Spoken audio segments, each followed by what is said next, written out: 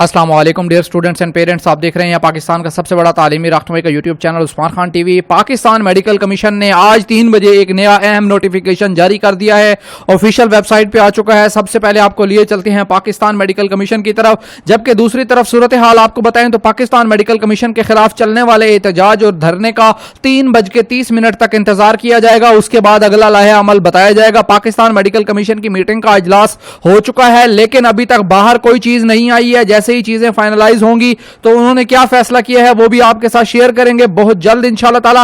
अभी आपका नोटिफिकेशन ये है कि नम्स एंट्री टेस्ट जिन बच्चों का जिन्होंने अप्लाई किया था और उनका MDCAT की डेट रीशेड्यूल हुई है और वो बाद में टेस्ट देंगे, तो उनके लिए परेशान होने की जरूरत नहीं है। वो नम्स एंट्री टेस्ट दे सकते हैं बगैर MDCAT दिए, ये लिखा गया है। लेकिन शर्त यह है कि MDCAT पास करना जरूरी है। आपका MDCAT अगर बाद में है, पहले नम्स का टेस्ट हो गया है, बाद में MDCAT है, तो कोई मसला नहीं है। आप लोग पहले नम्स का टेस्ट दें, लेकिन बाद में MDCAT में अपेयर होना और MDCAT को पास करना जरूरी है। MDCAT अगर पास नहीं होगा तो नम्स में एंट्री टेस्ट तो दे सकते हैं, लेकिन आगे मेडिकल कॉलेजेस में अप्लाई नहीं कर सकते। ये इस नोटिफिकेशन में लिखा गया है। वीडियो को शेयर कीजिएगा दोस्तों के साथ। मिलेंगे नेक्स्ट वीडियो में, तब तक के लिए इजाजत, खुदा हाफिज।